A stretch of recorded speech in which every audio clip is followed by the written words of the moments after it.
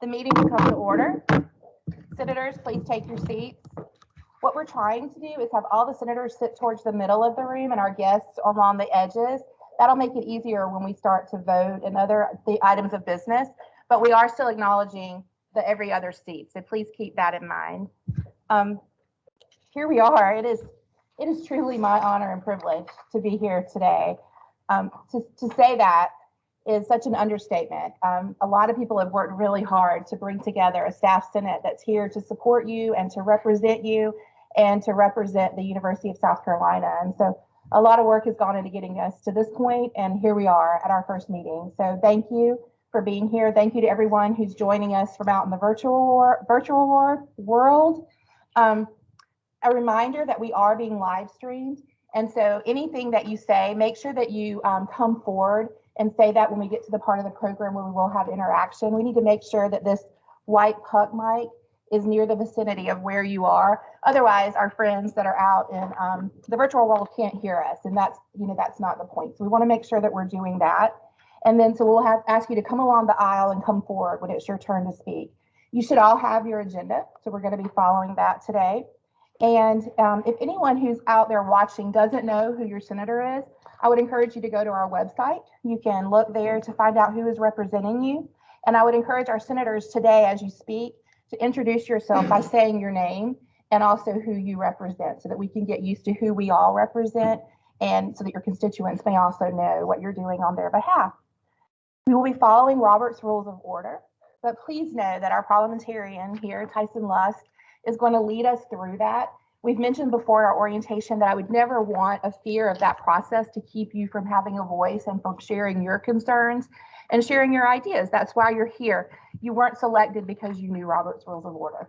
I assure you that. So we're going to learn that together. And with that, I'd like to remind every one of us that for all of us that are in this room together today, there are many others that were just as qualified, but we just couldn't have everyone elected. And so I want to make sure that we are all doing a good job of representing them and paying attention and here and present in the meeting. So I'd ask that during this time that, to the best of your ability, you put away your, your social media, your Twitter, even your text and your work, so that you can be here and present and working on this topic at this time. And with that, I want to move into, let me see if I can figure out how to use this. I might need help. Let's see. I warned them that there would be issues. So are we up? Are we good? Okay. So when I think about Staff Senate, we're all really excited, right? And so we can be either this person that's at the bottom and they're just trying to do the really big things and there's all this space between the rungs. Or we can be this person that's already gone up the ladder, right? Because they set steps that are attainable and manageable and things that we can do. And so I would ask all of you as senators, as you're sitting there today and as these ideas are going through your head, you wouldn't be here if you didn't have innovative ideas and if you weren't ready to get going. But I'll ask you to stop and think, what can you do in your position? What can you do working with the person next to you, the person on your committee, the person in your delegation that represents the area that you do? And how can we all figure out what are our little steps that are going to make a difference at this university? So that's the first thing I wanted to share. And next, I'm going to ask you to do this with me, right? So if you can't read the bottom, it says you can choose to live in the front row or in the third row. And so I don't know about you, but I find myself living in the third row a lot. I'm making lists. I'm really trying to get it done right. And can we just all promise each other that we're going to try to live in the front row for a little bit while we do this? What a privilege that we have this opportunity to represent our university for the first time. You are the first senator from your college, from your unit, from your area. You are the first one. And there's fun in that, right? So you're already in the front row in some ways, so you might as well enjoy it. So I'm going to ask that as we work with each other, as you work with me, as I work with you, that we try to remember that we're riding in the front row and we don't know what's coming next. And we're just going to all figure it out together. But can we promise we're going to have a good time doing it? Can I get some nods? Because I need to know that we're gonna have a fun time doing it. And then finally, I'd just like to remind you that if you're not already on Teams, you're missing out. That's where conversations are happening about your committees, about things that we're sharing with you to share out with your constituents. There's a lot going on there. So if you're not already on Teams, I would ask that you get used to doing that. And with that, I'm going to ask our secretary if she has our attendance report, what she needs. I do, and presently we have 30 senators that are that have signed in, and I'm going to call out the names to make sure that I've covered everybody. I have Mike Giles, Bridget Leslie, Tyson Lusk, Barry Duvall, Wright Culpepper, Beverly Johnson, Lavita Gibson, Megan, tell me the rest. You know, I know Megan, Brad Hawk, Michelle Knight, Kelly Fink, Jason Darby, Caroline M, Kim Rose, DeJuan Sellers, Leroy Sims, Marjorie Lambrey, Benjamin Derrick, Janae F, Anjanette Hutley, Summer Yarborough, Tracy Murphy, Priscilla Ramsey, Faye Hall, Craig Rand Hall, Dolphine Bigamy, Christine Schultz, Catherine Hilton, Melissa Cutler, and Lauren Duck. So who is that? You guys have to, did you guys do the QR scan? No. If you didn't do the QR code, let's take names. Why don't we start at the left side and then go over? If you could raise your hand if you weren't called out and just state your name. Yes. April David.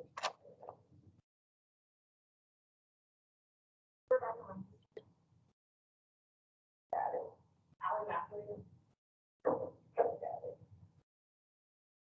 Steve Barney. Gotcha. Emily Davis.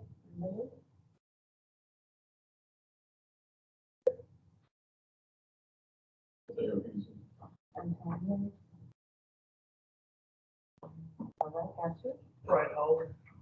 Frank, say your last name again. Brian Hull, Hull. Do you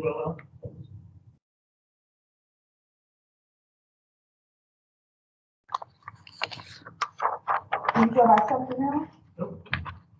Okay. Who's next? Vanessa Berry. Joe Fortune. Liz Niehaus. Gotcha. And that's Anthony it. Morgan, Universal Librarians. And then one more this direction. Looks like Washington.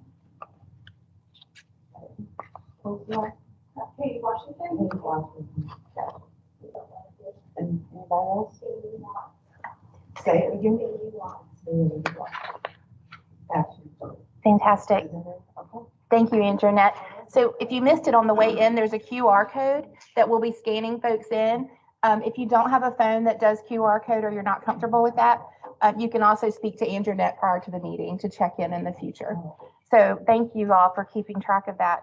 Also, just for the record, Bo Hart is unavailable today and Kim Rose will be serving as his proxy, and Shannon Ellis is also serving, not here, and so Priscilla Ramsey will be serving as her proxy. The parliamentarian has informed me that quorum has been established and we are ready to conduct the business of the day.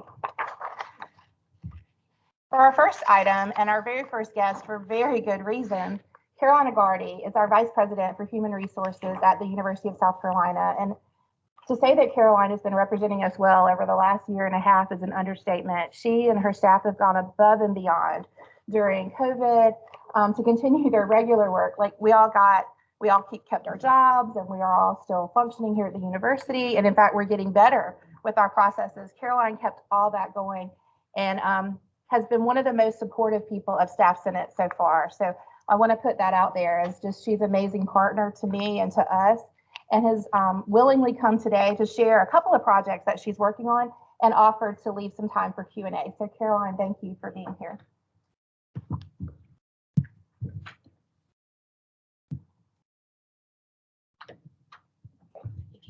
the left and right. All right. My husband says I get confused between my left and the right, so if I go backwards, y'all forgive me. Thank you for the opportunity to be here today. As Shelley said, we've been partnering with the leadership of the Staff Senate before it was even formed. I go back to the day when Angela Wright and Chris Bird and John Dozier and I, with a group of her team, met in the College of Education, one of the classrooms there. And while the players have changed, the passion for this type of organization has not. What this organization will do for the staff at the university is so important, and I'm just pleased to be a part of your journey here, and I congratulate you on your first official meeting, although I know you had a great orientation last month. I wanted to talk today about some of the projects we're working on in the Division of Human Resources. And before I even get started with projects we're working on, I have to always tell a little journey of where we've been, because when I came to USC about 10 years ago in a different role, but in HR, what surprised me most was that we had a 40-year-old legacy system that was our HR payroll system. And it was just shocking to me because I came from an organization that I thought would have been further behind USC, and USC just always looked like a nice shiny penny to us over in other parts of the state. And so we were like, oh my gosh, they don't even have, you know, we have green screens and things like that we're entering data in. And even though we were able to do some uploads and those kinds of things, we were still behind the times when it came to the infrastructure to pay employees. And so you fast forward a little bit, and I see Brad Holt sitting there. We went on a project called PeopleSoft, and they called it One Carolina at the time. We sent a good many of our team over there. I think it was like 6 of us, and there were maybe, that was like a third of our organization, or maybe a little bit less than a third, but a good chunk of time was spent over there. Brad, I don't know if it was 2 years or so. But anyway, what happened was when we were over there working on the project and we were moving it along pretty well, and we had some consultants that they pulled together for our project, they were also working on the finance, which was ahead of the HR payroll system. And at some point they said, time out, we need all the resources to go to the finance project to finish that up, and we'll come back to HR later. So lo and behold, that did happen. Promises do come true sometimes. So we started again in I think an 18-month time frame. I think they first told us it was like 13 months, and we said, no way can it be done. We started in earnest, I think January of 2018, and we finished that up on April of 2019. So if you wonder what HR has been doing and why we haven't been doing some of the things that I was used to doing back in the day, it's because we had to put in these systems with the people that we had in HR. But lo and behold, last year, actually it was 2 years ago, I brought my team together and we looked at our vision for the future. What can we do for the employees of the university? And one of the things we started on last year was a class and compensation study. And so we are in the throes of doing that. Of course, when you do something like that, you also occasionally have to purchase something through our procurement system. And thank you, Bridget. You're always wonderful with, I know you work not on the main procurement, but I know people like you who do a lot with purchasing. You know, it takes some time and effort, as we all know.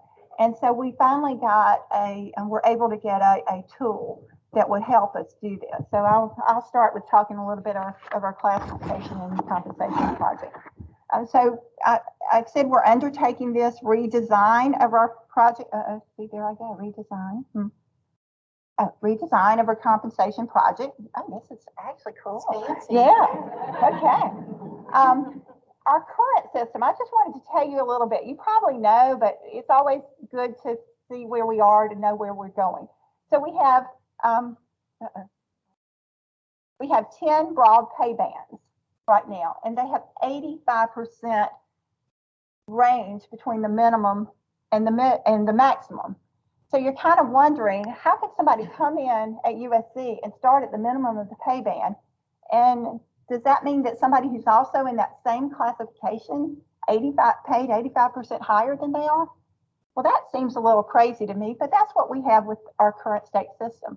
We also have 387 classifications in 9 different job families. We have a wide variety of jobs in one pay band or one even classification. Sometimes, for example, a student services person could be working in admissions, but they could also be working in the Strom Thurmond Wellness Center and doing different things, and there may be different requirements for that job. So we also have the structure, which is not aligned with the external market. So I would say this isn't a good thing. Now you think about advantages.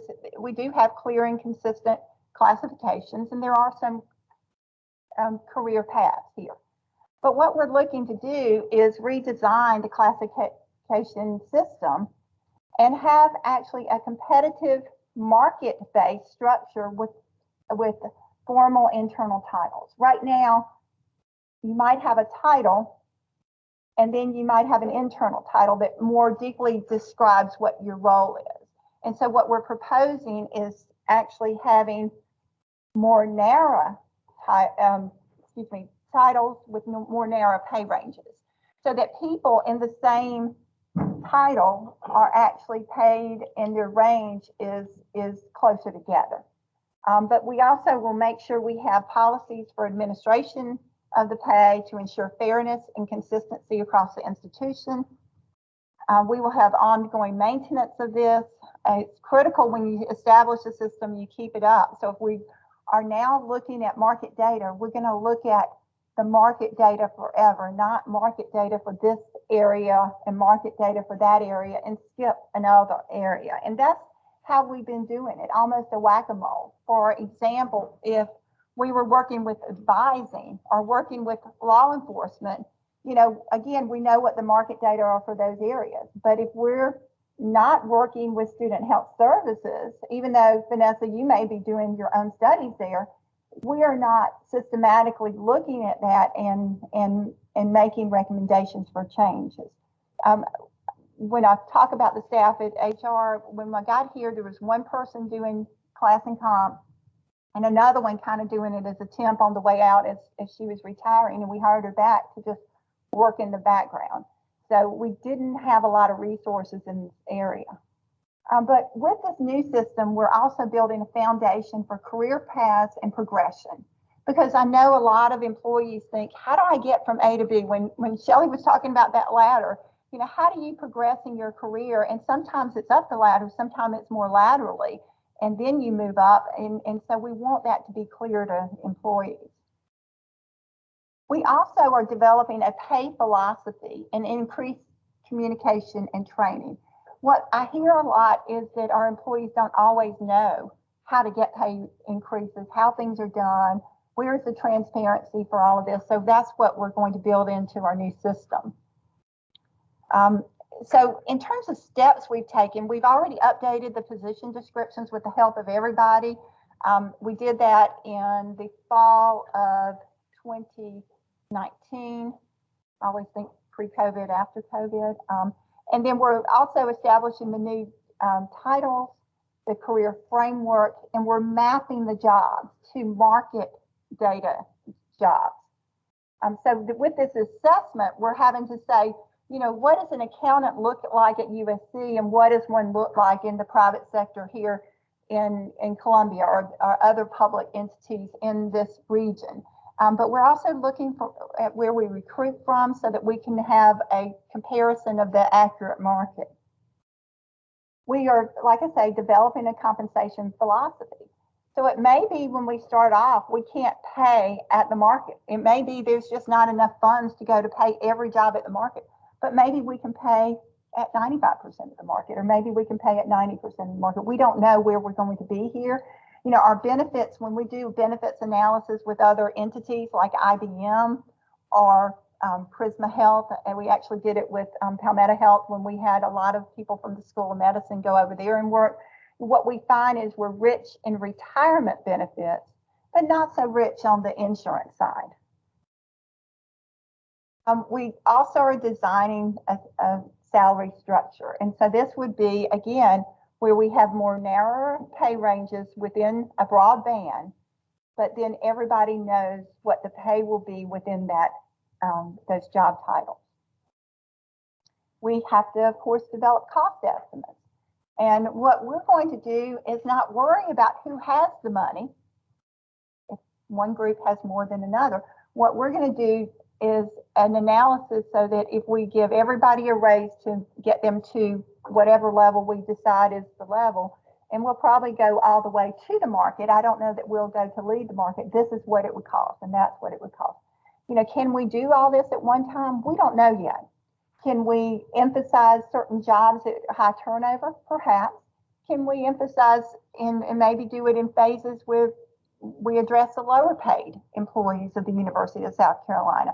We don't know where we're going to go with that yet, but I am going to be, we're going to be communicating, and we're also going to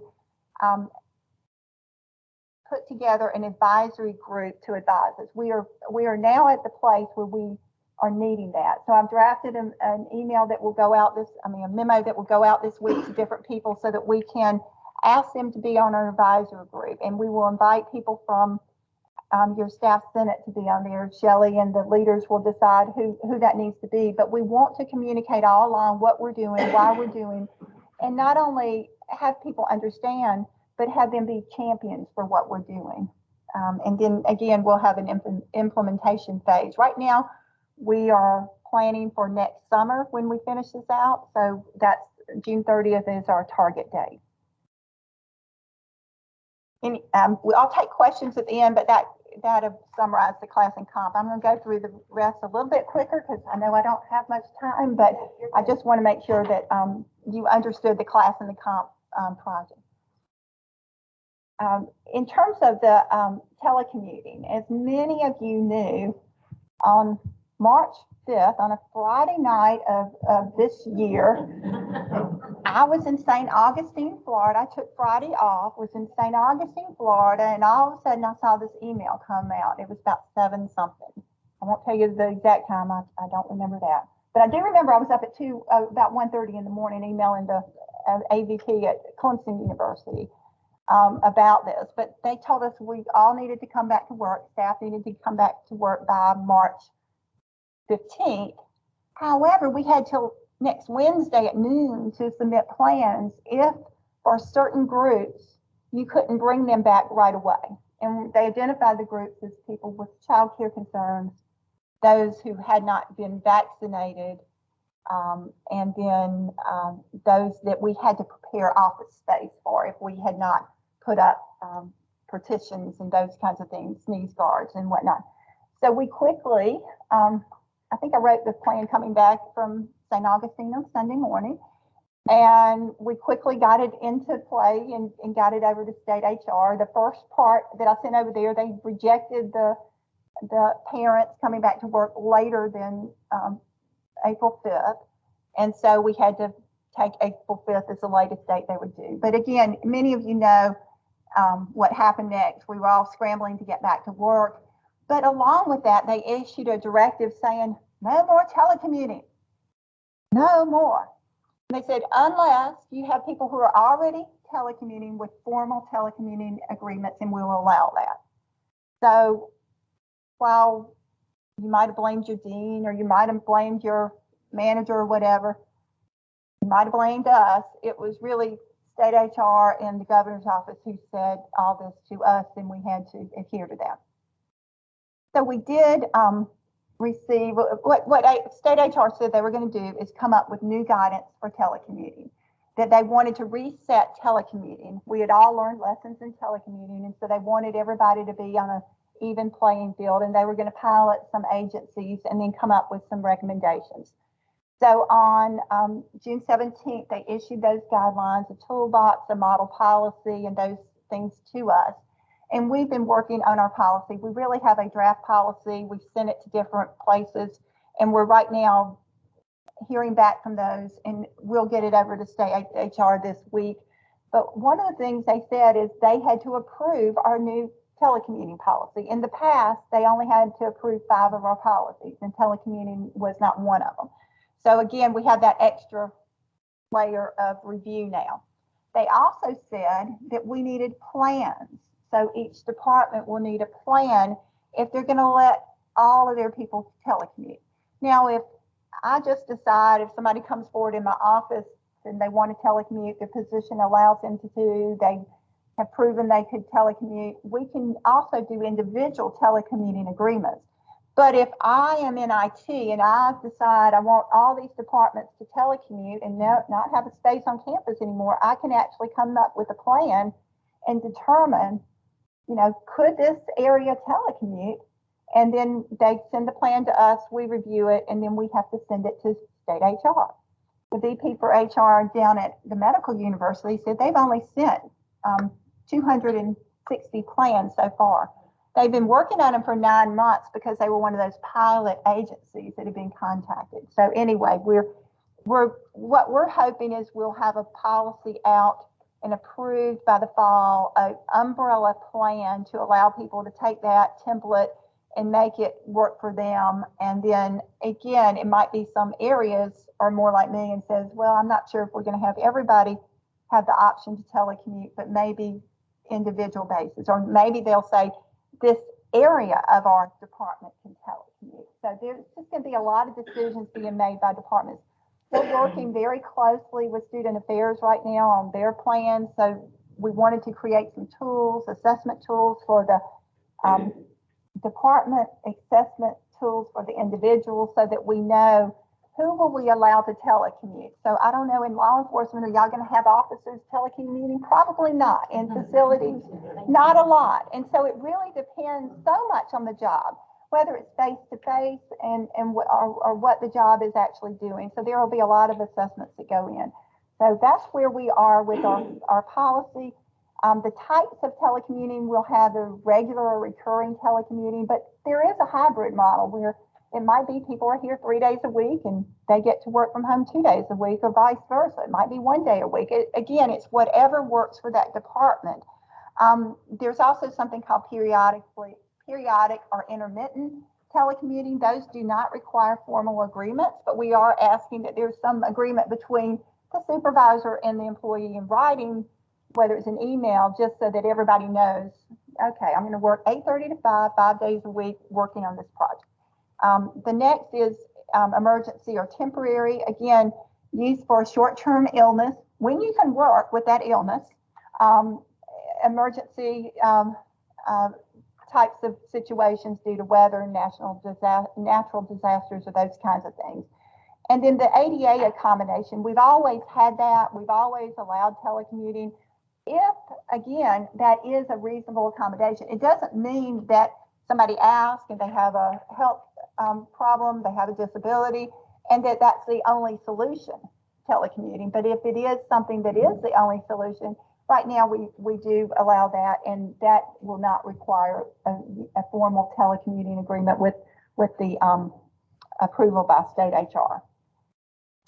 Eligibility, we had a task force that got together, and I started talking to my folks in the fall, we need to do this. I talked to President Caslin and said, are you okay if we telecommute? Are you going to have any problems with it? Everybody was on board.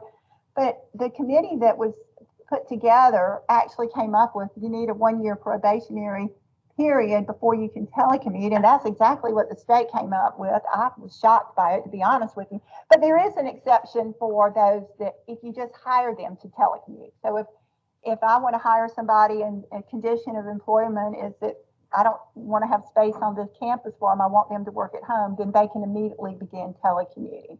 But if somebody has a written notice of substandard performance, or they have disciplinary problems, again, and you're then asking for them to telecommute, again, not as the whole unit telecommuting, we're probably not going to allow that. But again, we'll help the department decide what to do there. In terms of discretion of the university, it is our privilege, if you will, that we're giving you to telecommute if you are in that category. And so, it can be revoked at any time. I'm sure there'll be discussions and notice given for that. But anyway, those are the general requirements for that. The other thing is, again, we're going to submit the policy. We're developing these tools I've talked about, and then we'll approve the plans. But all this has to go to state HR. But we're going to work very closely with them. We've had one meeting with them, and they're going to be on standby to look at our policy when it comes. We took our existing policy and turned it into all those things that were in the state's policy rather than just adopting the state's policy. But hopefully it'll be instructive to departments that are out there wanting to have this. And then the final thing I just wanted to mention is we are going to be implementing some supplemental benefits this fall, or it's basically an offering. It's not anything that the university is paying for, but what we were finding, and we had discussions with actually the faculty welfare committee, is that they wanted some of these benefits some years ago. We had done a couple of RFPs that always got challenged by vendors, and they wanted to be our RFPs so much they were preventing other people from being our vendors.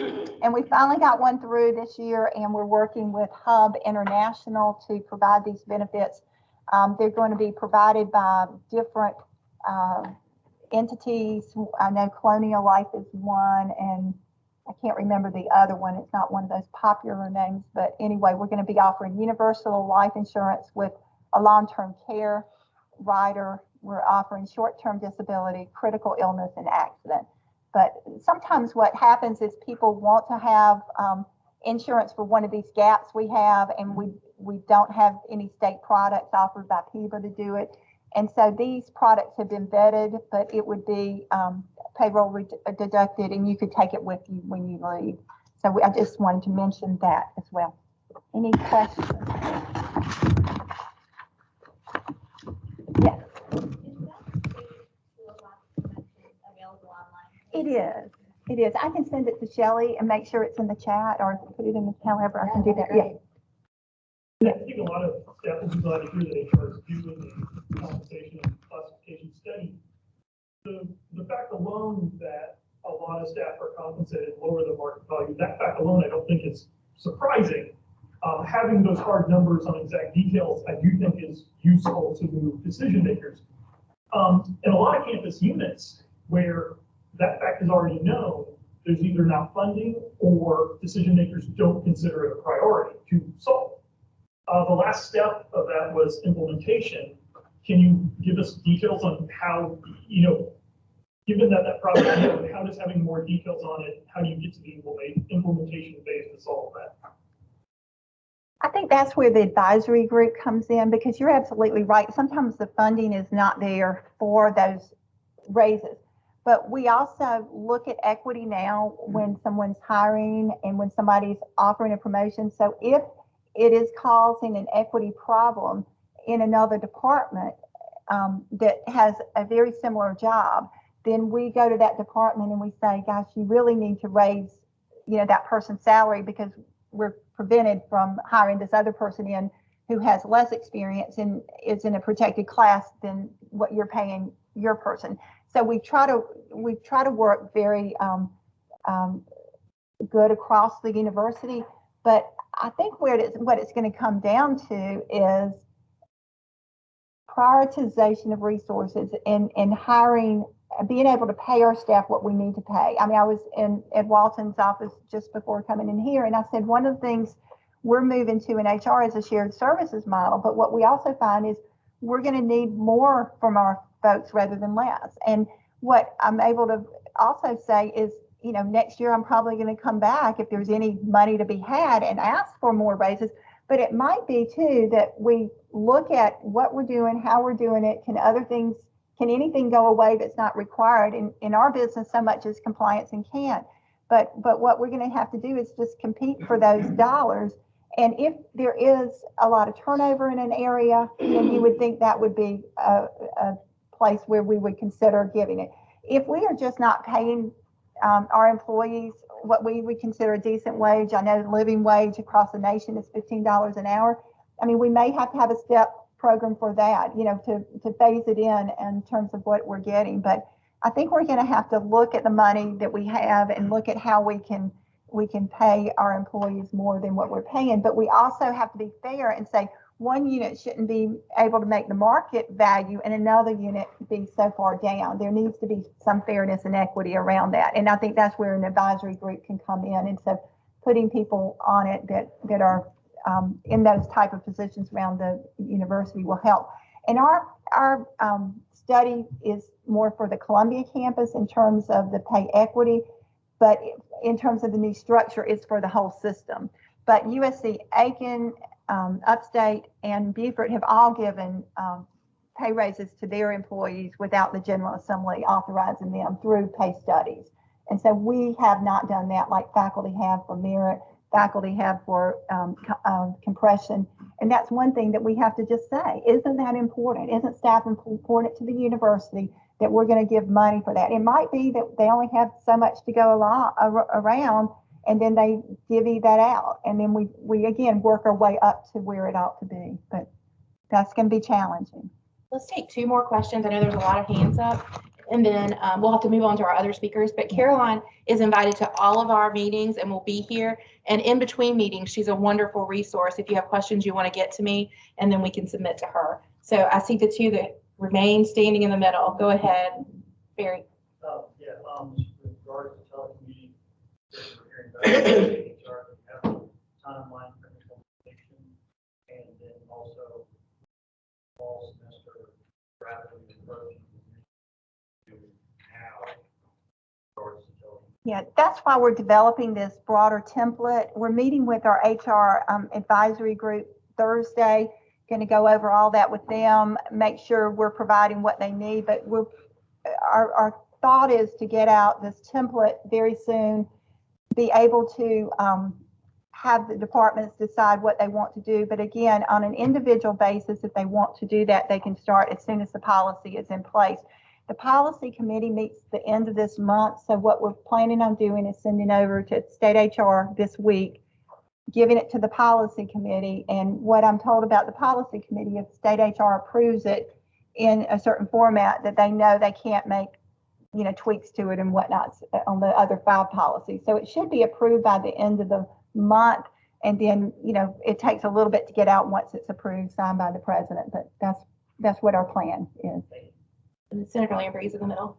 So my question is back to the classification review. I've heard people over time talk about how, and this is mostly people who've been there a long time, 20 years or so, they come into a certain job and they start out at a certain pay range. But over time, maybe that pay band shifts and their salary doesn't go up, and the people being hired in at more than they're making are very close to what they're making. Is that something that's going to be addressed in this process as well? It is going to be addressed in this, and we're actually doing that now. It used to be up until probably 4 years ago, we did not look at that as broadly as we needed to, but we do look at that now in terms of where they are in their pay range and where newer employees are. But we consider things like education, years of experience, specialized skills. Sometimes somebody has certain computer skills or they're a CPA, and we give extra credit for those types of things. But again, we're going to be very transparent in how we do this as we roll out this new plan. Thank you. Thank you, Caroline. Really appreciate it. We're just so thankful for Caroline's leadership and that continued conversation. So thank you. And thank you all for your questions. If you want to send them to me and I can consolidate them, that might be an easier way to handle that. So feel free to reach out to me, those of you that had your hands up. And then next, a special addition to our agenda, we have Lauren Smith with us today. Lauren is the staff liaison to the Presidential Search Committee and has offered to come and keep us in the loop on the process. And so I'll turn it over to you. Good afternoon, everyone. I saw many of you at the staff forum, so it's good to see you again, and also good to see new faces. I just want to say thank you to all of you. It is amazing as an outsider to the Staff Senate, seeing you guys here working on behalf of the staff, and I'm really excited to see where this group takes us. In case you haven't met me, or if I haven't met you, my name again is Lauren. I am the Director of International Student Services. I am the staff representative on the Presidential Search Committee, also serving as sort of an international viewpoint on the search committee for my work in international student services in Global Carolina. I don't have much to report today, but I do want to start coming to these meetings so that you know to expect me and so that you know that I want to be as transparent as I possibly can and really work to communicate what's going on with the search committee to you. So the search committee is continuing to meet regularly, approximately bi-weekly at this point. We just had our most recent meeting yesterday. We are still working on contractual matters regarding the selection of an executive search firm. So hopefully we'll have news to share there soon, but there is no news to share yet. I wrote down everything to make sure I don't forget anything. Yeah, so once that search firm is selected, that's really when the real work will begin. One thing that has become clear in our meetings is that the listening tour, so not only a staff forum, but the faculty forums, they were started very early in the process, and that's certainly a good thing. So I know at the staff forum, many of you had a lot of questions that I wasn't able to answer yet, and that's precisely because we started that listening tour so early. Once an executive search firm is selected, I know that strategy for the listening tour and getting more feedback will continue to evolve. And it won't be the last opportunity to share feedback. Of course, you guys know about the survey that's been sent out. And let's see here, what else?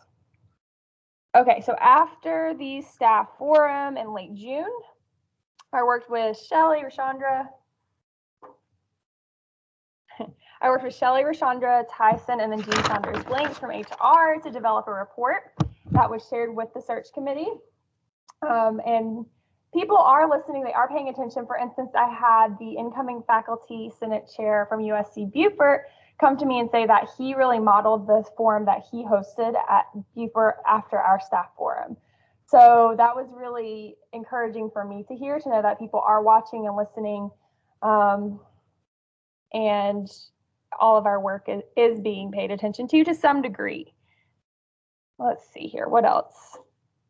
Okay, so I was in a meeting earlier today, and this kind of goes back to Shelley's image of the two ladders. Someone mentioned that Joan Gable used to say something like this: dream big, start small, and make progress. And so I think that we are really starting small with the one staff representative, non-voting advisor on the search committee, but you guys are dreaming big, and I think that the staff is really dreaming big with you.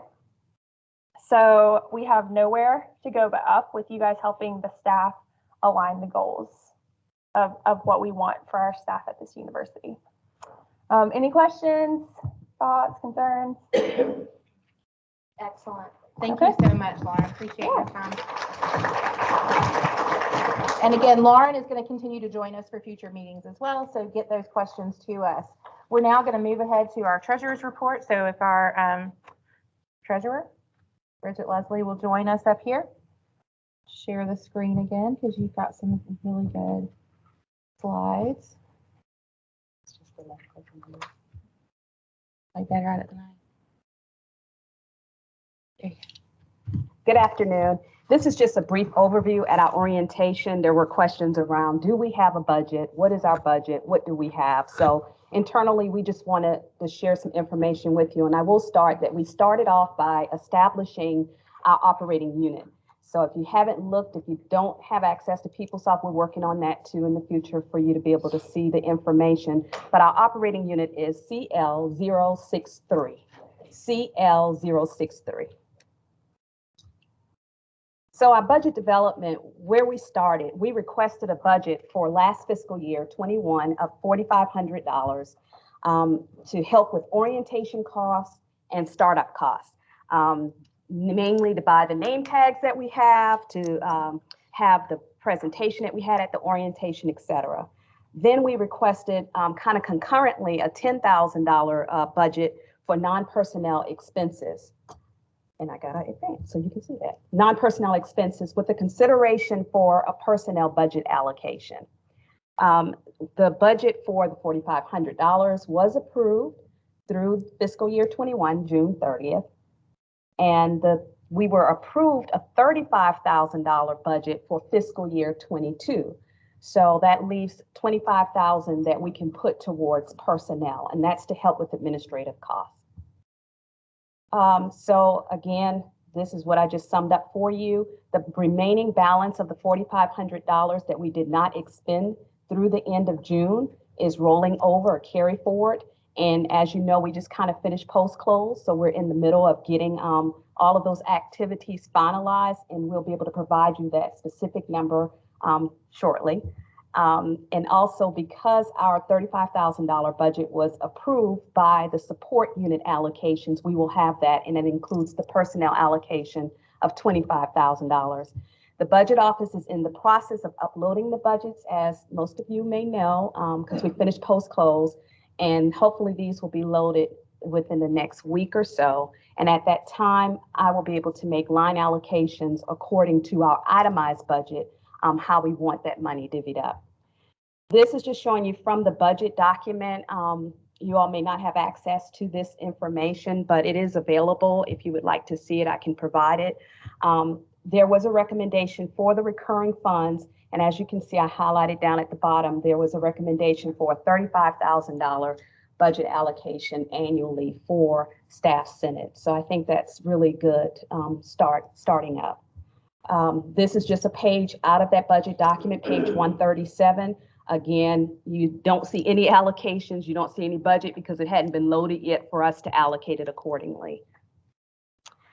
This was the draft in the proposed budget that we submitted to the president's office through the provost's office.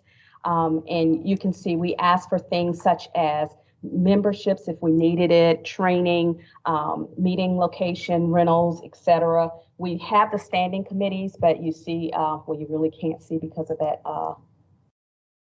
the bar there, but there's nothing there because we haven't allocated anything just yet.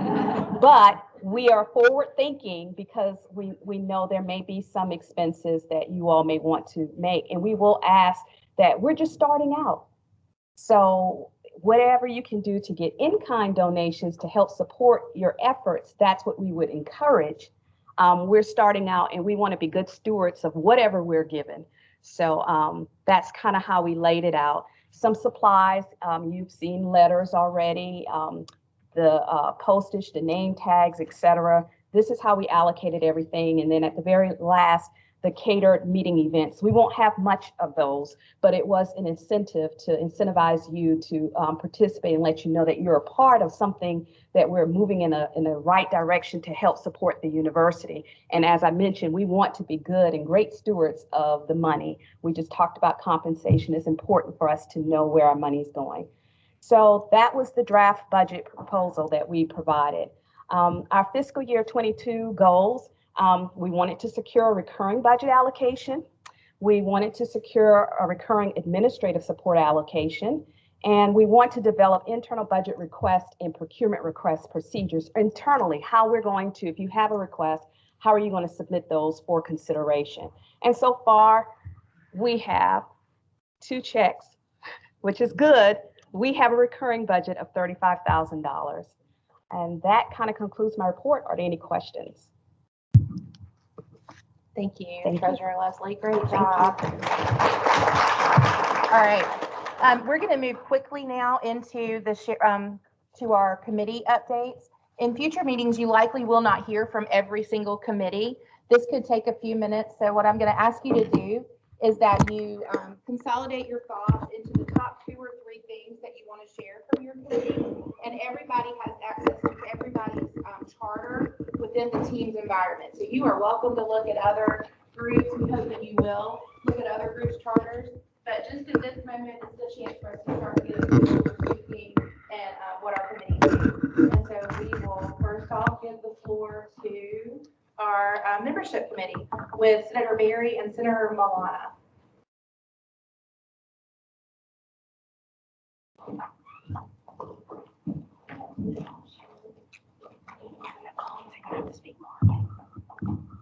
Good afternoon, everyone. I'm Vanessa Berry. This is Caroline Maulana, and we are the co-chairs for the membership committee.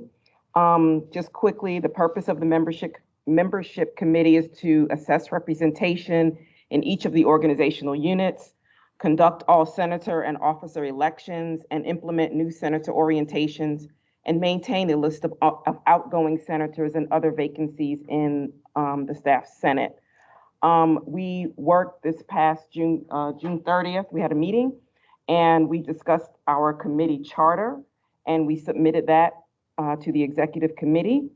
And just quickly, we came up with several different catalysts for the committees to focus on.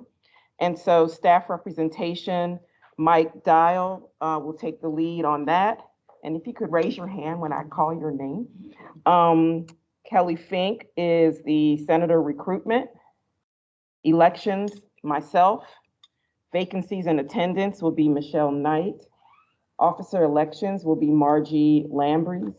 And new senator orientation will be Delphine Bigany.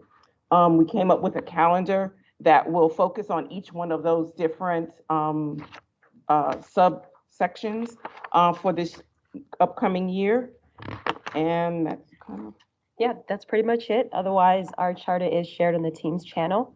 So feel free to take a look. I know that we are collaborating with other councils or committee groups that have similar goals. For example, the bylaws committee, we're looking at something that basically spells out the best way to replace a senator in case of, resignation or just switching departments. So look out for us to be collaborating with you because, like I said, we most likely do have similar goals. We want to make sure we're not necessarily reinventing the wheel, more so just working together. Thank you. Thank you. Up next, we have the Communications Committee with Senator Angela Duck and Senator Watts. You can come up.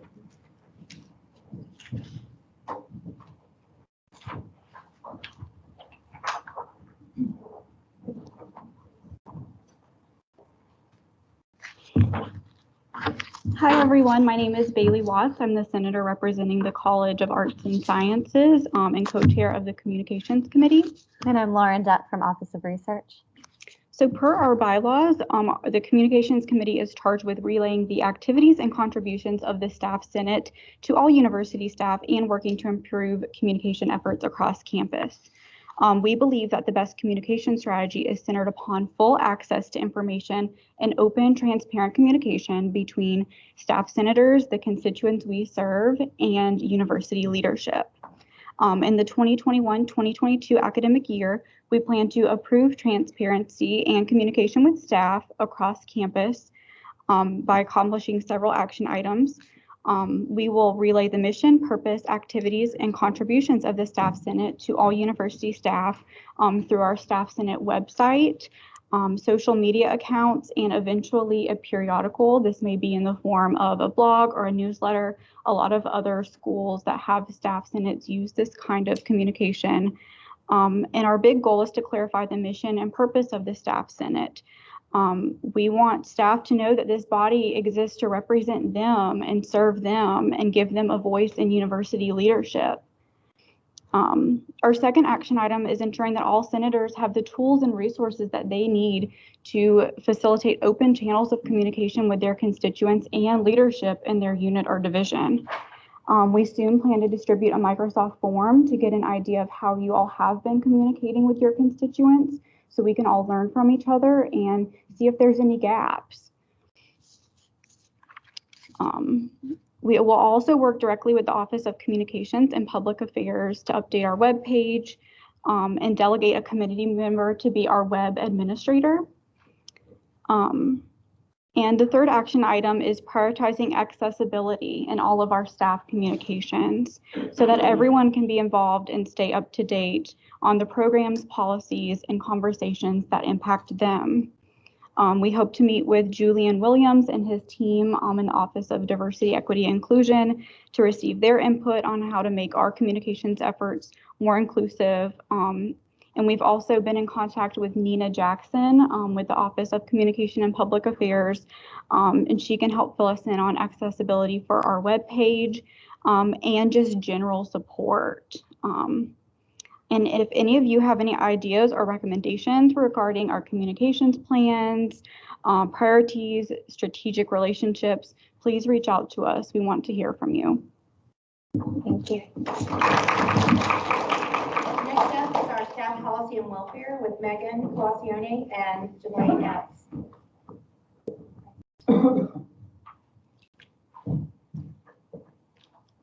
Okay, so we are the Staff Policy and Welfare Committee, and our purpose is to consider the compensation, benefits, and welfare of all staff employees. We're going to research, report on, and recommend to the Staff Senate any action that we need to take action, or that we need to take on with issues concerning the general welfare of the staff at the university. So our vision is that we want to improve the working climate for all staff through policy, advocacy, and representation that guides the operation of the institution in a legal, ethical, and equitable manner. So this is my co-chair. You want to introduce yourself? Hi, I'm Janae Epps with the College of Social Work. And then if you could raise your hand if you are a part, I'll read out our member senators. Allie Mathwig, Wright Culpepper, Brad Holt, Kurt Derrick, and Faye Hall. And so this awesome crew, we have two big goals that we're going to tackle this year. The first one is support and advocate for staff compensation, benefits, and welfare. And you kind of heard some of it today, working with Caroline Agardy and giving some feedback. We are actually currently working on feedback right now with that draft policy to send to the executive committee to send on. So truly any feedback as well, send to Shelley, but please send to us. We want to understand the staff experience. We know that we have to get a baseline understanding of what is happening across the institution as a whole. So we are going to be looking at past data with climate surveys that our institution has done, and hopefully invite some leadership here to talk about that so that you all can ask questions in here. And then we're going to hopefully develop priorities from there based off that data-driven foundation. And then we're also going to learn about the policy process with the university. We're going to really explore, or the second goal, I'm sorry, is to contribute and make recommendations regarding policy and procedures that impact staff. So a big thing that we noticed was we need to figure out and find where other people might be at the table, meaning faculty or even students, but we are not represented. And we know that we are 60% of the workforce at the institution. And so we really want to make sure that we are represented in different tables and different committees, but also within policy. So that's going to be a big area where we're focusing on. So we're kind of diving in, figuring out a foundation, and then moving from there. Do you have anything else you want to add? You hit it all. So lots on our plate, but we couldn't be here without you all. So we know that there's a lot that we're jumping in. So if you want to take any kind of interest, please work with us. We'd love to have different eyes and different insight, and especially at all different staff levels that are within the Senate, but also what you represent and who you represent. So, And that is very important because we are really trying to look at equity across all staff levels. So if there's something in particular that you think is an issue or a challenge, please share it with us. Next up is professional development with Senators Puffer and Sims.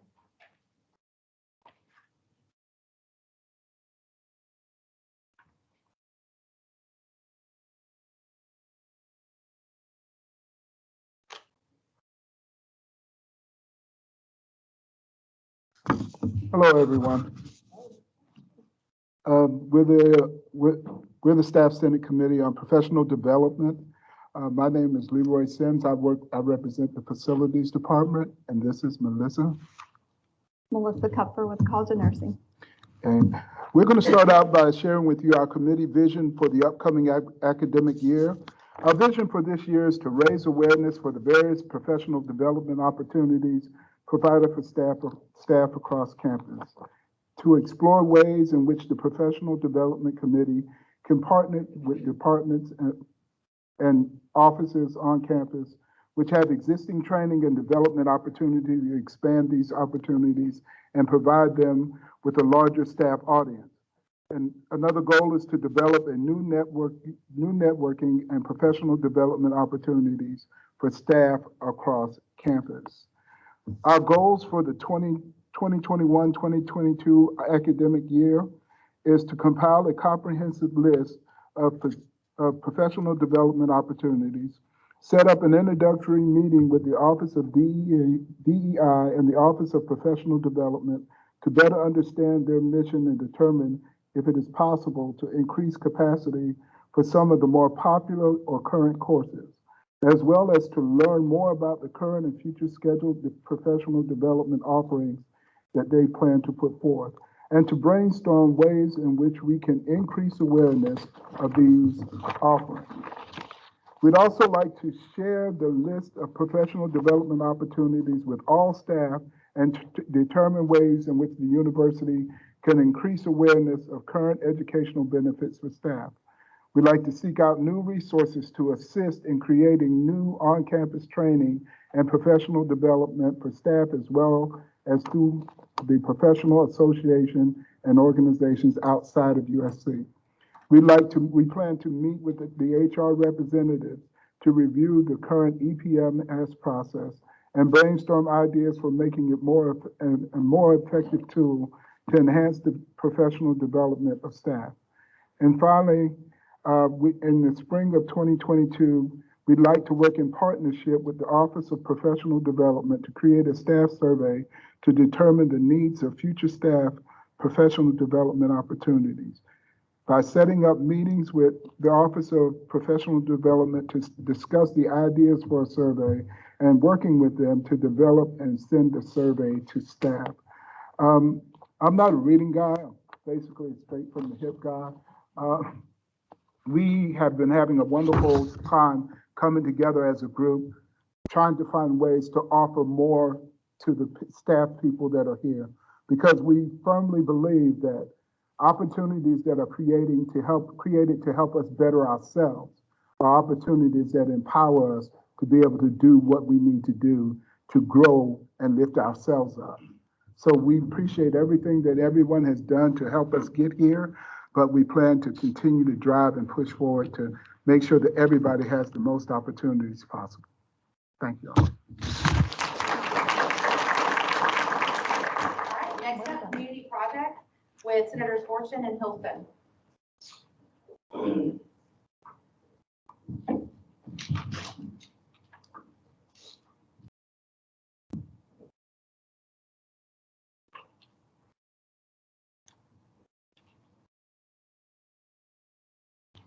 Hi, everyone. I'm Senator Hilson from the Division of Student Affairs and Academic Support. And I'm Joe Fortune, Senator from Student Affairs and Academic Support. And we're here to deliver a brief report on our committee and project in our charter. And so for our vision, we have stated that we want to raise awareness and communication about opportunities both on and off campus in the community for staff to engage throughout the year. And we want to recommend and deliver community projects that will improve the quality of life and instill a sense of pride in staff. And we also want to assess and create ways to keep Staff Senate in touch with its members, needs, suggestions, and opinions related to annual giving and other community initiatives. And so, will members of the committee please stand? In the interest of time, I won't call all your names out so that you can see who's on the committee. And the folks before us mentioned collaborating. We'll be collaborating with other committees to accomplish our work. And Brian Hull is going to be our main communications guy and working with the communications team. And so you'll hear a lot from him. As far as some of our goals for fall of 2021, we are going to perform an audit or inventory of existing community projects across the university within different divisions and departments. And this will help us in terms of informing our future goals and areas of need. Secondly, we want to enhance and unify the food drive efforts of the Gamecock Pantry. If you've not heard, there's a lot of conversation going on around now about staff in terms of food insecurity and students and food insecurity. So we're going to focus on the Gamecock Pantry because a lot of our staff actually use that Gamecock Pantry. And we want to educate the staff on the insecurity in the Carolina community. And one of the plans is to create a competition surrounding who can donate the most percentage of food per area or department. Senators will pick up and incentivize their own areas to donate. And we're going to create an opportunity for staff to donate time to expand pantry operating hours. And in spring of 2022, we're going to take some time to take a step back and we're going to review that audit that I mentioned earlier. And that is going to help us in terms of our needs assessments and developing priorities for fall of 2022. And we also have some ideas about a camp in terms of creating some scholarships for a camp related in this area as well. Anything else, Catherine? Mhm. Thank you all. Senator Rose with the bylaws committee, last but not least.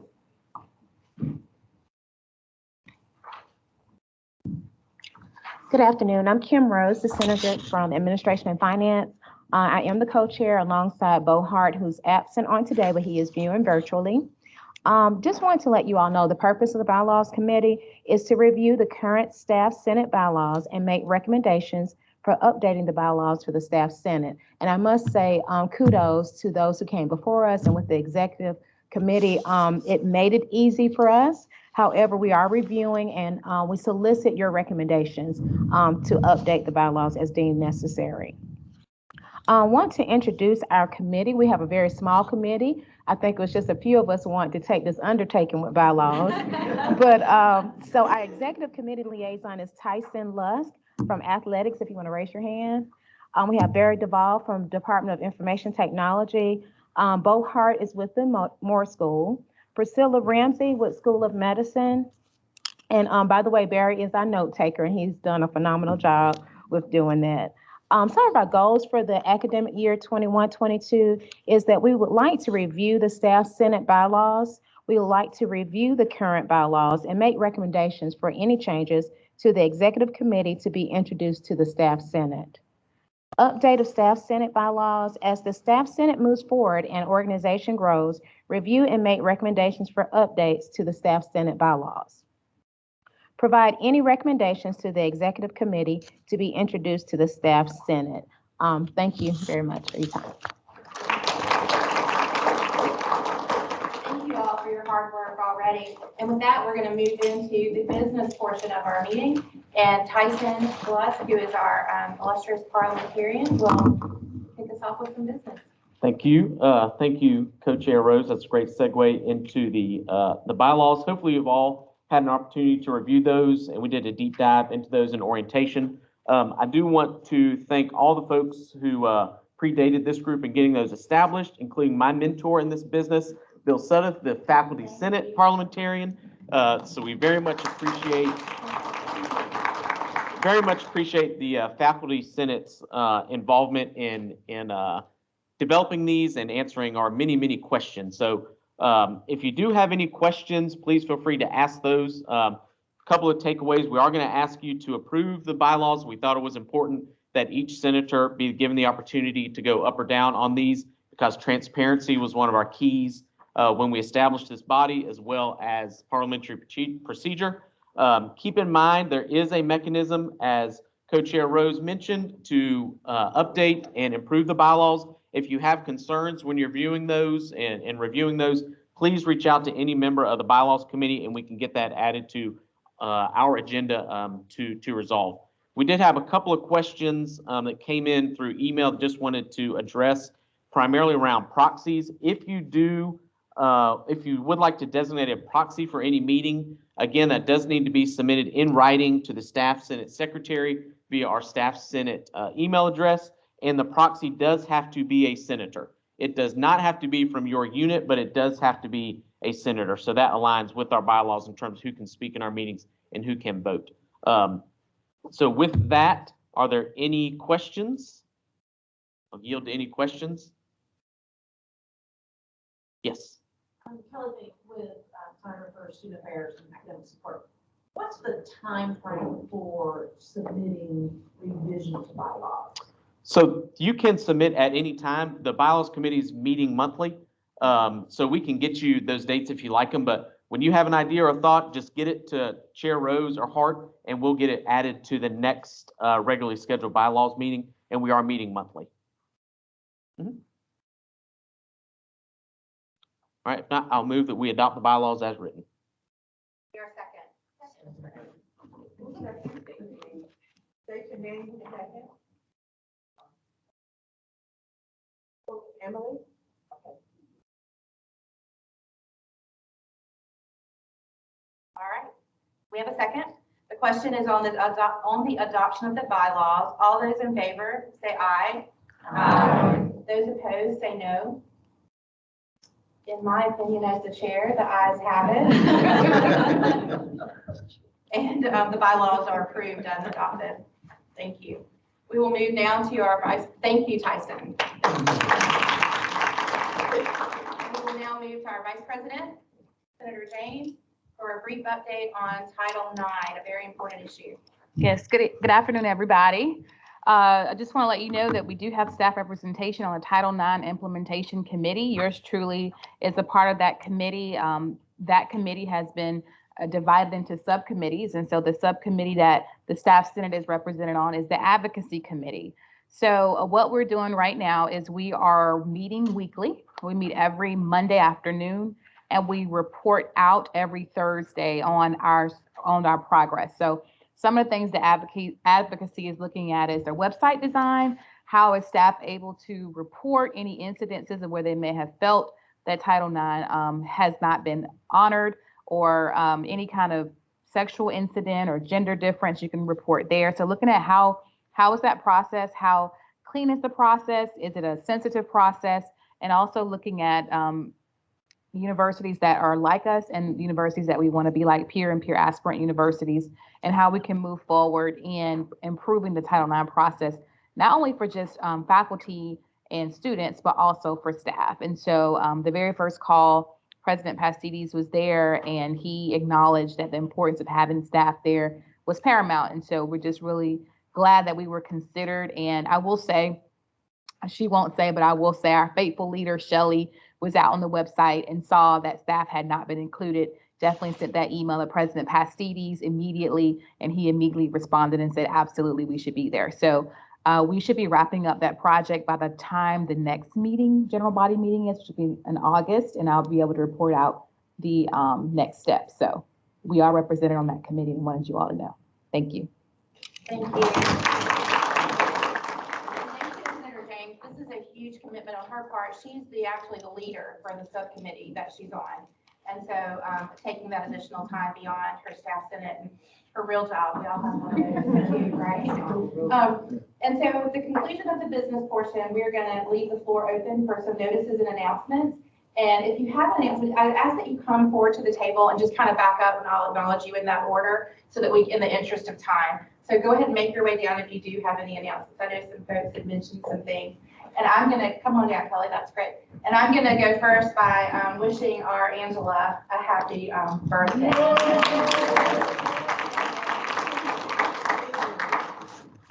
ahead. Okay, my name is Kelly Fink. I'm representative for Student Affairs. I want to let you all know if you can help us, and that is with the recruitment of staff members to help us and faculty members to help us with move-in. On August 11th, August 15th, and August 16th, yes, we will have students moving into the residence halls. And you can imagine, if any of you have been here before, it's a lot of students coming on campus during those days. And we need as many people as possible to help us with that project. There are 3-hour shifts.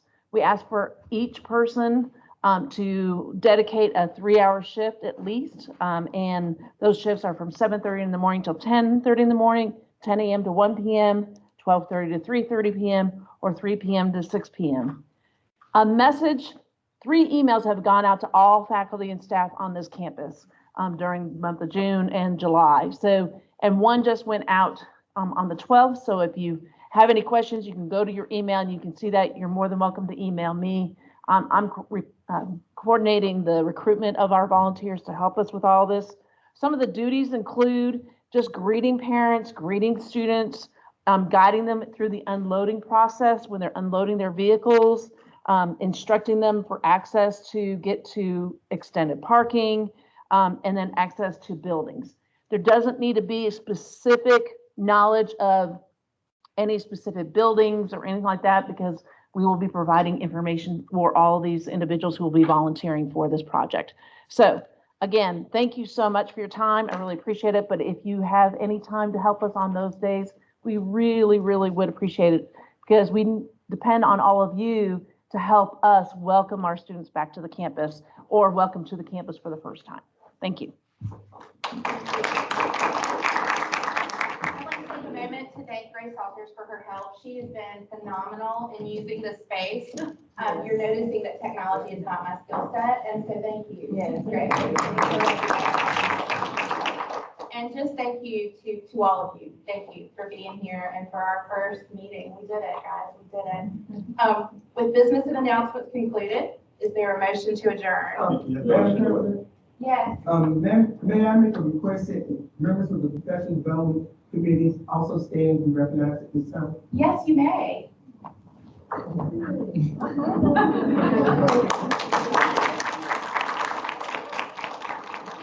you for that. Thank you. All right, with that, is there a motion to adjourn? Madam President, I move that we adjourn the first staff senate meeting.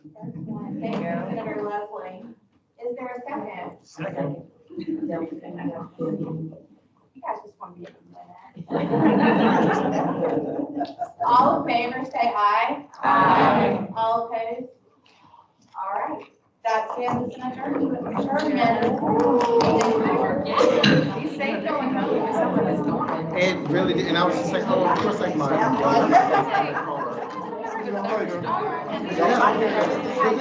That's been something, it's really so, this has come all the way up. Like, that is not, I literally have a house guest, it was